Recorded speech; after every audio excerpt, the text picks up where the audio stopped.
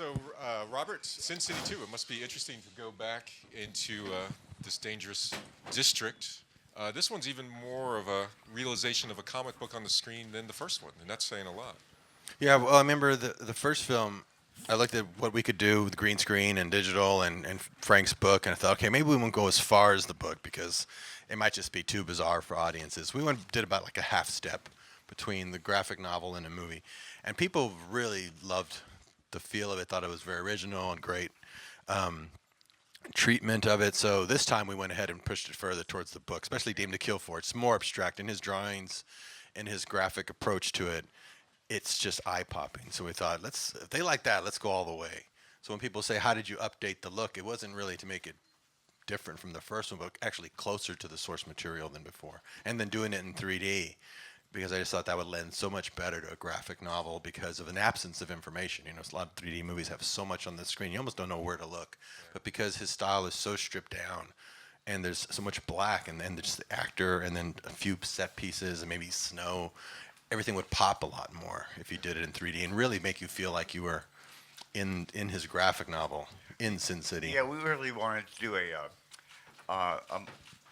use of 3D, which Robert pushed. At first, I resisted, um, and his point was, we don't have aliens coming out of every closet and spaceships filling the air and dinosaurs coming out of nowhere all the time. We've got your stuff, which is pretty simple, and where the focus can be used in 3D. And so I became convinced, as I usually am, by this guy. Frank, for you, there's so many things, signature works that you have on the bookshelf. 300, Dark Knight Returns. I mean, the list goes on and on. Year One, Batman Year One. Where does Sin City fit in among your babies? I mean, this is the one that was like the purest distillation of what you really wanted to do. In a way. Well, yeah, when I first decided I wanted to do comic books, I was all of 6 years old, and I decided I would do them for the rest of my life. And what happened was I grew up on Superboy comics and then Spider-Man and that sort of thing. After a while, they started to seem kind of juvenile to me, and I lost interest. But I kept drawing. But meanwhile, what I was reading were things like Mickey Spillane and Raymond Chandler, and so when the two loves merged into doing crime comics, which I thought was just an absolute natural and would go over big. Moved to New York, was told, go back home. We don't need you. Go pump gas. You're from Vermont. We got no use for you. You're not drawing guys in tights. So I had to learn how to draw guys in tights, and I put them in as many crime situations as I could.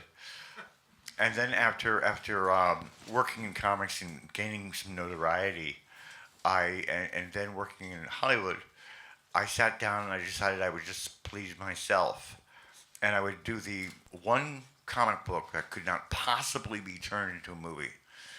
And it ended up being Sin City. Then this guy shows up.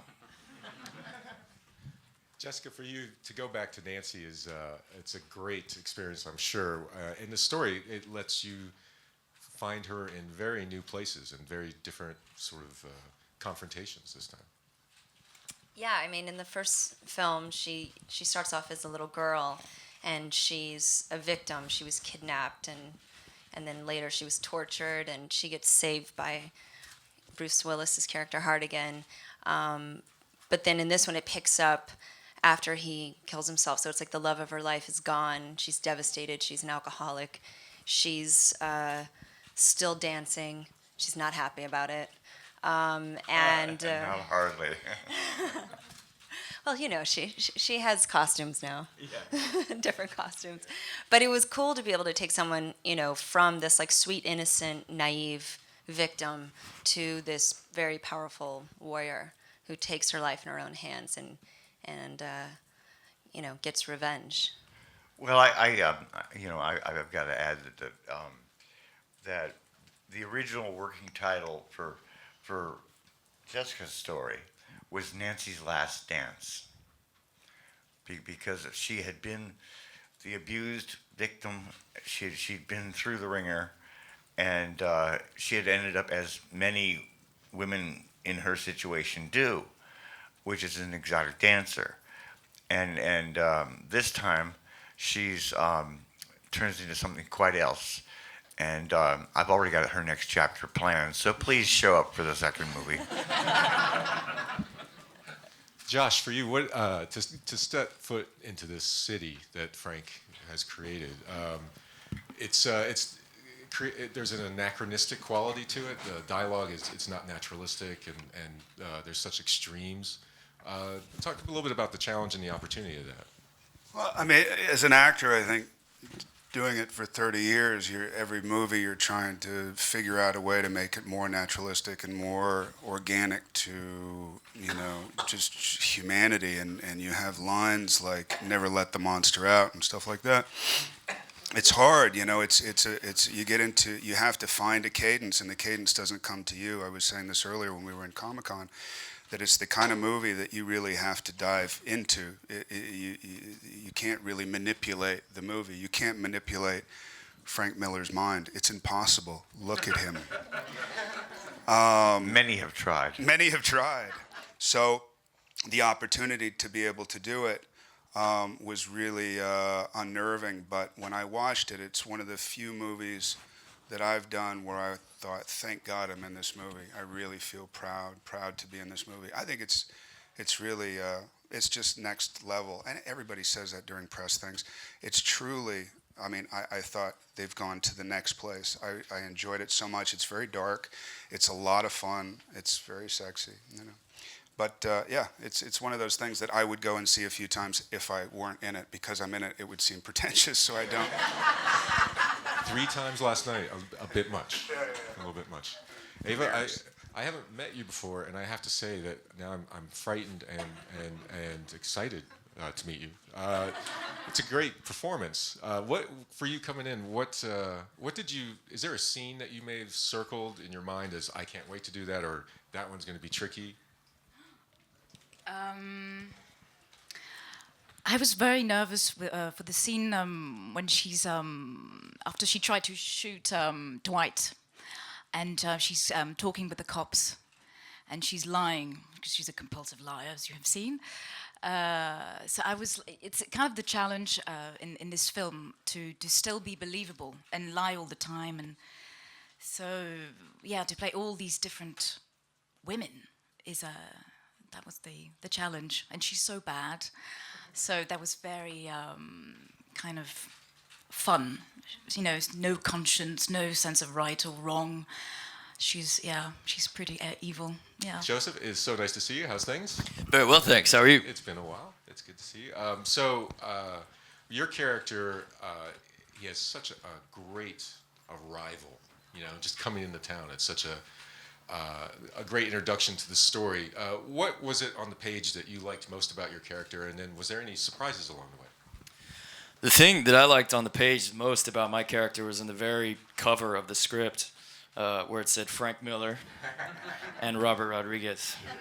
I remember when the first one came out, going to the movie theater and saying to myself, I've never seen anything like this. I actually really loved acting in just the green environment and just fully embracing an abandonment of, like Josh was saying, of realism, of reality. And say, no, we're going to the movies now. We're going into Sin City. We're going into a graphic novel. We're going into the mind of Frank Miller. And the sky isn't perfect detail. It's actually just pure black. And the snow is pure white. And that we're not in the real world. And isn't that kind of what we're all looking for when we go to the movies, is going, escaping our real world into something larger than that, simpler than that, more beautiful or darker. And this movie delivers that. And so just getting to become a part of that world and play a Rodriguez badass. I grew up, watching, his movies, loving his movies, and it was such a thrill to get to do it. That's awesome. Yeah, it's fantastic. If you don't see the movie after that, there's something wrong with you.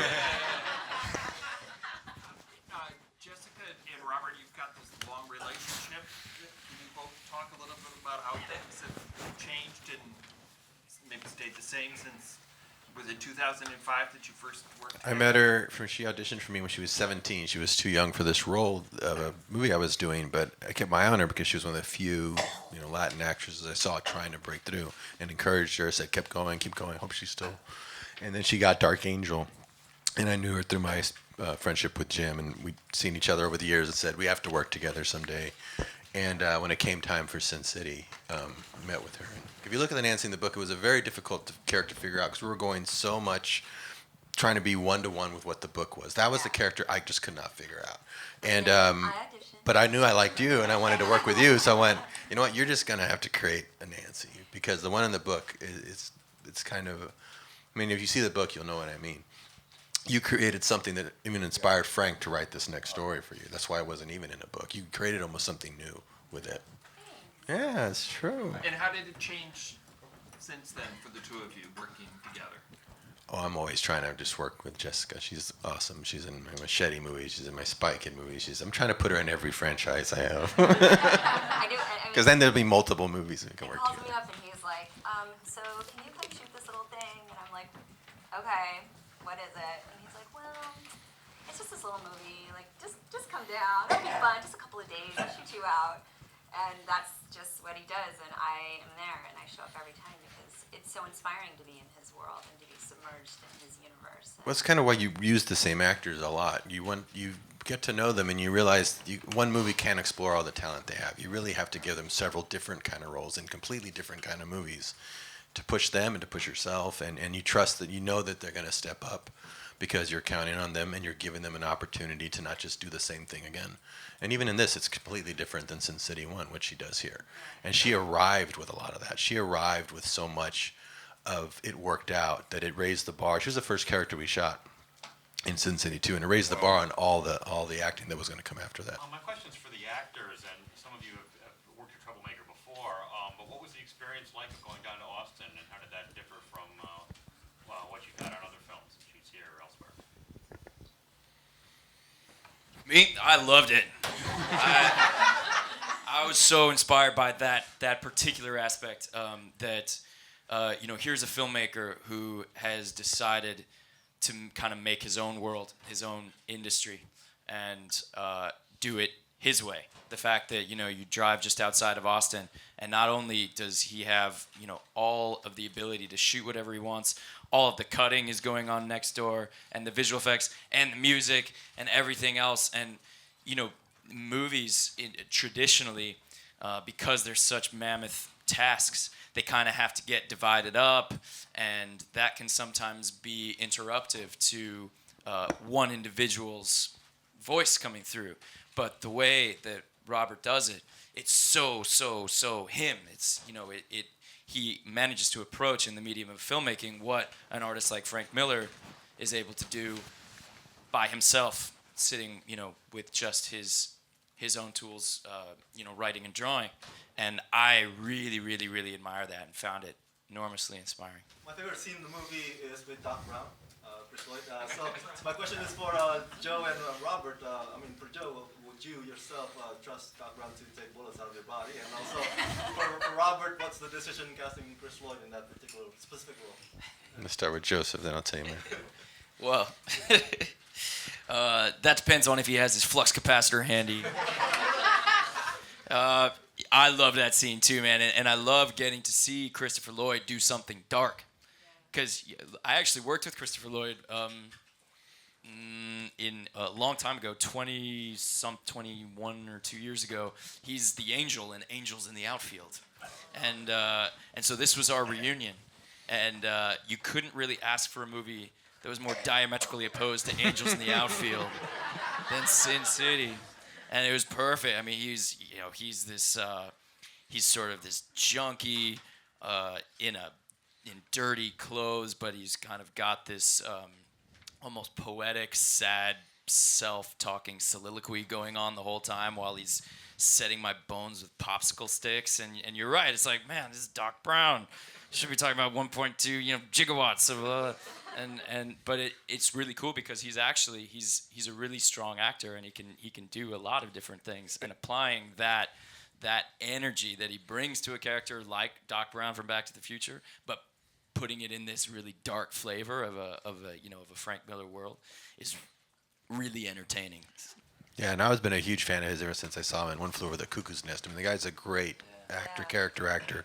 And sometimes a movie series that when it becomes popular can be a blessing and a curse, because you just become known for that. And people don't give you a chance after that because they just go, oh, that's Doc Brown. He's always going to be Doc Brown.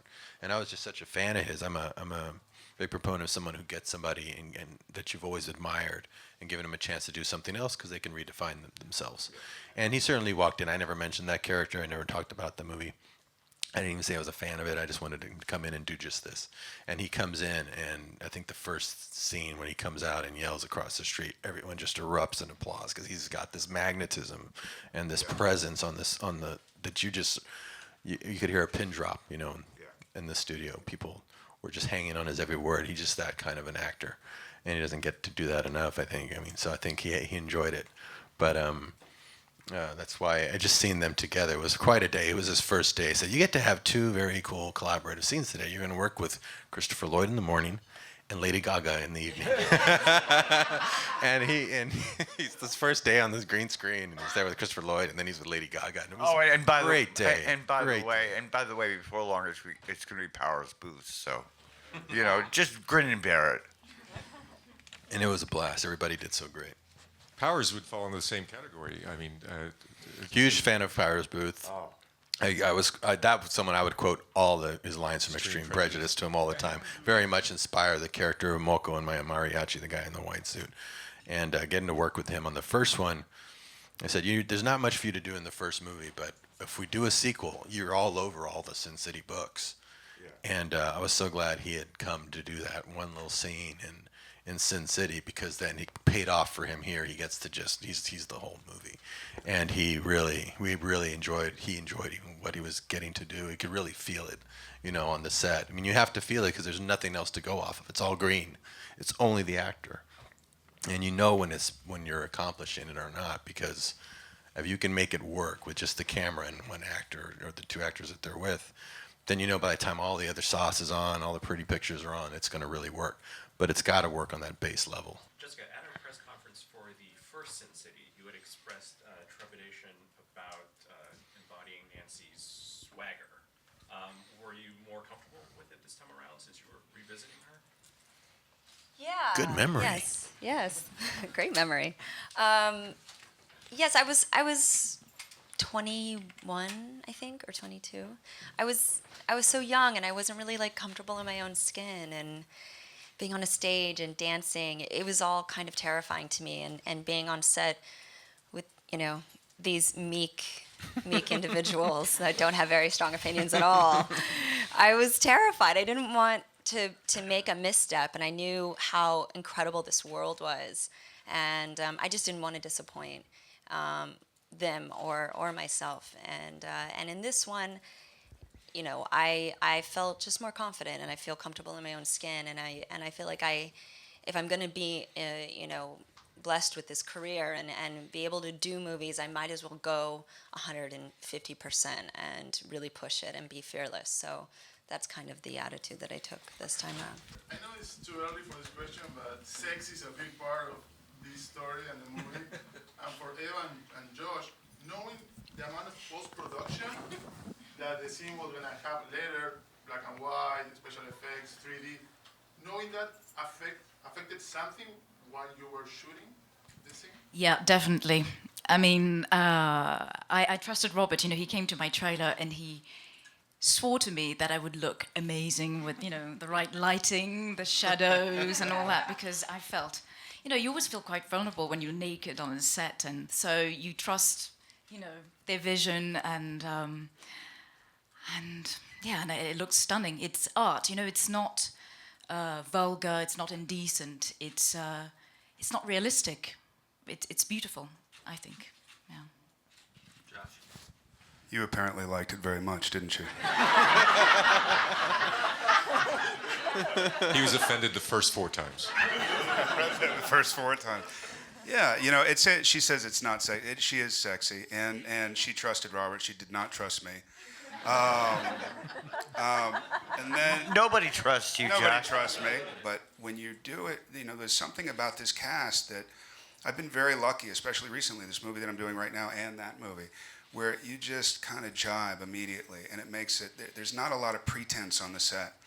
And when you trust somebody as much as you trust these two, you're just like, I know I'm going to be taken care of, so I'm willing to go that much further. It may be a total manipulation, but it works. And when you see a movie like this and you see truly how beautiful it is, whether it's artistic or not, it's truly beautiful and it's truly unique. That's when, as an actor, that's like the best feeling in the world. You're like, look, this will go down. Whether people see it or not, we'll be able to look back on this and say, that was great. That was really great to be involved in. Yeah, back row or second back row? My question is, Robert and Frank, I mean, even from the first Sin City, the way you lit the panels, like just like in the book, is that a long process where you like to get the lighting exactly like the panels in the book? Beautiful. The lighting takes time.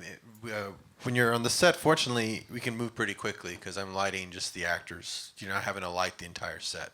You light them with the set in mind, and that's where the graphic novels are so great. You know already where your key is going to be, where there might be a backlight, and I know how to manipulate the images quite a bit if I shoot it a certain way. I can add a lot of shadows later if I light it a certain way. I mean, I kind of figured that out in the first Sin City as well, but it's gotten even easier now, with technology, and it gives you a lot of freedom later to be able to play with all the lighting and get it right. So you're pretty much still lighting the set up until I was still lighting the set up until about 3 weeks ago, because they're still doing the effects and adding little pieces, subtracting, shadowing, still shading. Maybe 2 weeks ago, still adding shadows to cover things.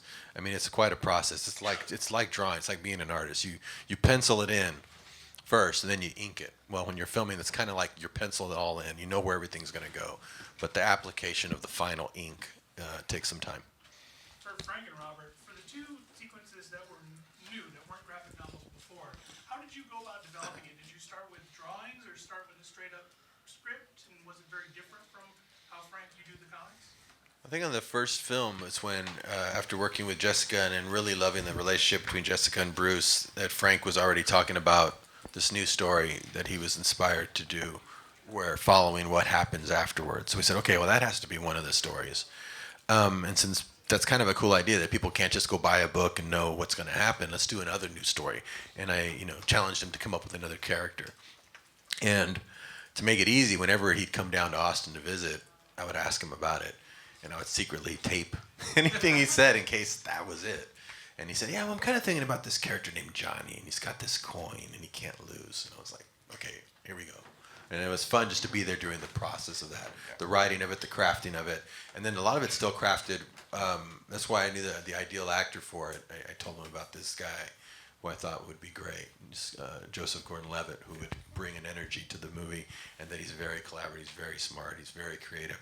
That would be someone that he would help us kind of finish the working on it, finish the writing of it, because he would bring a lot to it. And that would, since he didn't have it drawn, he didn't really see the character in his head like his other ones. So rather than make a drawing he falls in love with and then try to find the actor, just get the actor and skip that process, skip that step, and go right to crafting it with the actor. And that's why Joseph was a really important casting to make that happen. There was many a line I would come up with which had to do with just getting to know Joseph, because what he brought to the performance was a new and different kind of hero for Sin City, and so the script had to adapt. It often does. Get time for a couple more. Hey. Yeah, I felt like Marv was kind of the moral compass of this movie. How early did that sort of emerge as a through line for sort of all the stories? Marv is a moral compass. It's Sin City. He is considered the moral compass in that world. Well, yeah, I guess it depends on the story. But he really plays. It's funny, especially working with Mickey, but working with Marv is he tends to write himself, and he tends to have a very profound sense of right and wrong that's disguised by his slovenly and terrifying behavior. So, like all of us. Hey there. My question is for Jessica. Talking about costume, did you kind of put some of your idea to the your costume costume, or what was the reaction of the costume? Did Mama show you and oh, okay, it's some more like a covered, show more skins, or could you talk about the Questions about the costume. Yeah, Nina and I, it's who Robert has worked with for a long time, since forever, really. She's incredibly creative and so amazing, and I literally just like pulled together a bunch of things, and she pulled together a bunch of things, and we threw them all together on in a pile on the ground, and I had wigs, and I was trying things on, and it was like we figured it out together, and we created it together. And I really wanted each costume to reflect what was happening to Nancy emotionally at that point, so it made sense when you pick up her character in the end that she has that breakdown. And so that's sort of how we thought about the costumes and the looks and the dances and everything. And you guys just see just like a tiny little piece of it, but I think it was enough. Yeah, all of them. Yeah, all the costumes were represented. They're all great. Yeah. Yeah. So, Robert and Frank, I was wondering your collaboration, and maybe Frank also, you're seeing your movies, your work get adapted to the screen. Has it affected your art? And Robert, how do you think the collaborations affected your filmmaking? Well, as far as how it's affected my artwork, it's probably made me more aware of character. Working with the kind of talent I've gotten to work with the cast of Sin City makes me think probably more fully dimensionally about what is going on behind their eyes. But I draw the way I draw, and ain't nothing would change that. It is interesting, though. You said it would be hard to draw these characters again and have them not look like the actors now that they've taken over. Oh yeah. I sit down and draw Marv, and I think, boy, I could throw a little Mickey in there. I mean,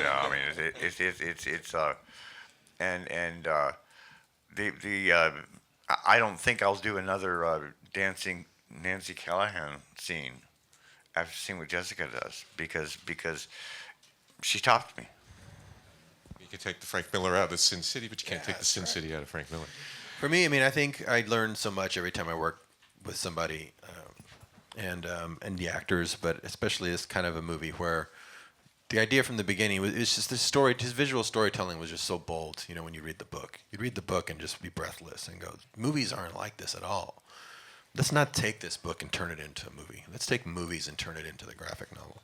Let's do that instead. And people won't even know what they're looking at. It's still visual storytelling, but it's just approached completely different. And the two mediums don't have to be separate mediums. They could be one and the same, but people just have a block. And, oh, well, that's a graphic novel. That's totally different. Movies are this thing. If you flip that, what happens? And that affects everything you do after, because then you rethink everything that you do. You rethink why you make a movie a certain way. So it helps, I think, push you into a more experimental ground for everything you do after that, to go and embark on that. And even I'm still learning. Everyone's so different. Every performance is different. How an actor works, you don't know. And I've worked with many fantastic actors, and they're all different. To judge performance, it's really difficult. You never really know. Like Eva was saying, her first scene was when had trouble with was when she was there with the cops, and she's emoting. I'm looking at it from the wide. We're shooting the wide first. And I'm thinking, I keep telling her, I don't think they're gonna buy it. I think you're being over hysterical. I don't think I would buy it. I would know that you're lying. They're cops. And they go, well, let me move around to the close-up. So this looks like one thing, but then you come over here. And you see those eyes and how she's working him, and you're going, oh my God, they're falling for it big time. I would fall for it. I wouldn't care what she's saying at that point. She's using her eyes like a weapon, and you don't know. You got to be able to see you have to see the picture from all the angles you're going to use before you can really judge. So sometimes that taught me to, sometimes start with a close-up, the big no-no, because then you know if it's working instead of starting wide. That happened to me before with Mickey. I started with a wide and realized he's giving a close-up performance now. Drop the wide, let's move up close. And that was the whole scene, and it was magnetic. Sometimes that first instinct they have is better than anything you could approach to come up with yourself. Well, Sin City 2, Dame to Kill For is a movie to kill for. So thanks, guys, for coming out. Thanks, everybody. Thank you. Thanks a lot.